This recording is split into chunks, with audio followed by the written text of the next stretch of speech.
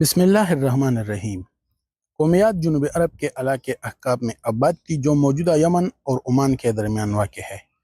احقاب ریتیلی پہاڑیوں اور وادیوں پر مشتمل تھی جس کی زمین زرخیز تھی۔ قومیات کی معاشرتی حالت بڑے خوشحال اور طاقتور تھی۔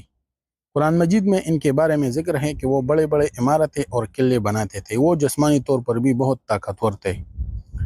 قومیات ایک ایسی قوم تھی جو بڑے طاقتور تھے، 60 گز جتنا قد، 800 سے 900 سال کی عمر، نہ بوڑھے ہوتے، نہ بیمار ہوتے، نہ دان ٹوٹتے، نہ نظر کمزور ہوتی، جوان، تندرست و توانا رہتے۔ بس انہیں صرف موت آتی تھی اور کچھ نہیں، اور ان کی تمدنی حالت بھی بہت ترقی یافتہ تھی۔ قومیات نے بڑے بڑے اور شاندار عمارتیں بنائے جن کا ذکر قرآن میں عمد ذات العماد کے طور پر آیا ہے، یعنی بڑے ستونوں والی عمارتیں۔ ان کی جسمانی قوت کا ذکر بھی قرآن میں آیا ہے کہ وہ بہت مضبوط اور طاقتور تھے۔ قومیات بت پرستی میں مبتلا ہو گئی تھی۔ انہوں نے اللہ تعالیٰ کی عبادت چھوڑ کر بتوں کی عبادت شروع کر دیا تھا۔ وہ غرور و تکبر میں مبتلا تھے اور اپنے مال و دولت اور طاقت پر فخر کرتے تھے۔ اللہ تعالیٰ نے حضرت ہود علیہ السلام کو قومیات کی ہدایت کے لیے بھیجا۔ حضرت ہود علیہ السلام نے اپنی قوم کو توحید کی دعوت دی اور انہیں اللہ تعالیٰ کی طرف واپس آنے کی تلقین کی۔ انہوں نے قومیات کو اللہ کے عذاب سے ڈرایا اور ان کی بدعمالیوں پر انہیں نصیحت کی۔ سورہ ہود آیات 60 اور 50۔ حضرت ہود علیہ السلام نے اپنی قوم کو دعوت دی اور ان کی نافرمانی پر انہیں عذاب الہی سے آگاہ کیا، مگر وہ بولے، اے ہود، ہمارے خداؤں نے تیری عقل خراب کر دی ہے۔ جاؤ اپنی عبادت پڑھ، ہمیں نہ ڈرا، ہمیں نہ ٹوک۔ تیرے کہنے پر کیا ہم اپنے باپ دادا کا چل چلن چھوڑ دیں گے؟ کیا تیری عقل خراب ہو گئی ہے؟ تم جاؤ اپنا کام کرو۔ تو بڑا نیک کھاجی نمازی بن گئے، اگر ہم تیرے کہنے پر چلے تو ہم بھوکے مر جائیں گے۔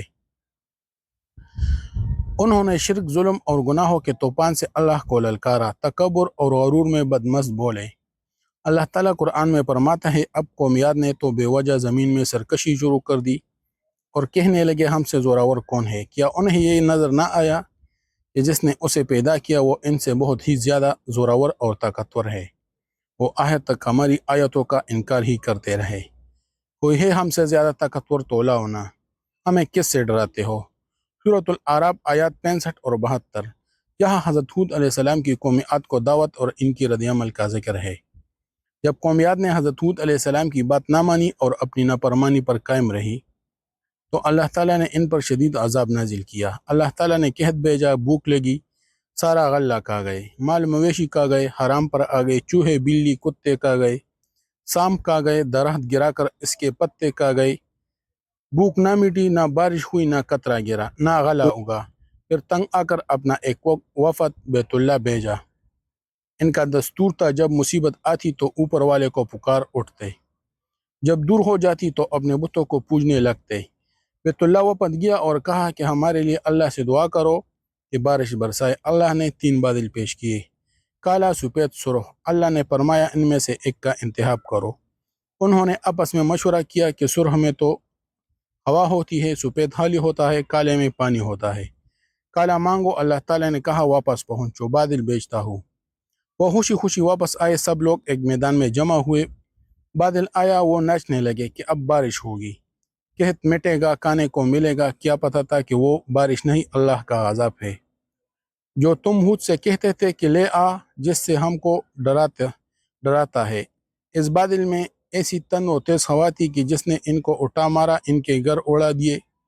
60 ہاتھ کے قد اور لوگ تنکوں کی طرح اڑ رہے تھے۔ ہوا ان کے سروں کو ٹکراتی تھی، اتنی زور سے ٹکراتی کہ ان کے بیجے نکل کر منہ پر لٹک گئے۔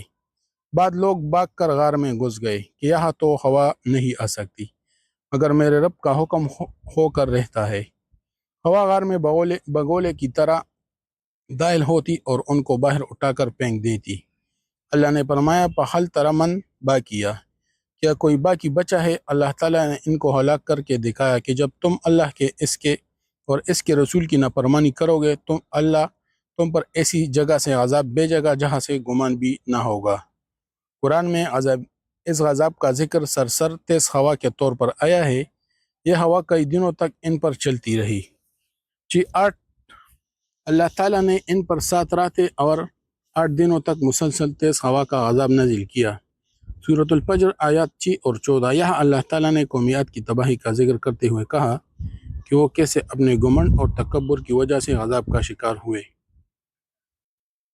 قومیات کی داستان ہمیں یہ سبق دیتی ہے کہ اللہ تعالیٰ کی نافرمانی اور غرور و تکبر کا انجام ہمیشہ برا ہوتا ہے۔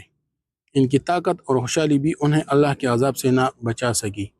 ان کی کہانی ایک عبرتناک مثال ہے کہ اللہ کی نافرمان بندے کبھی کامیاب نہیں ہوتے۔ بعد محققین اور آثار قدیمہ کے ماہرین نے جنوب عرب کے علاقے میں آثار قدیمہ دریافت کیے ہیں جو قومیات کی ممکنہ موجودگی کی نشاندہی کرتے ہیں۔ ان میں بڑی بڑی عمارتوں اور ستونوں کے آثار شامل ہیں۔ قومیات کے واقعات ایک مثال ہے کہ تاریخ سے سبق سیکھنا چاہیے اور اللہ تعالیٰ کی نافرمانی سے بچنا چاہیے۔ ہمارا آفیشیل یوٹیوب چینل کو سبسکرائب کریں، بیل آئیکن بٹن کو دبائیں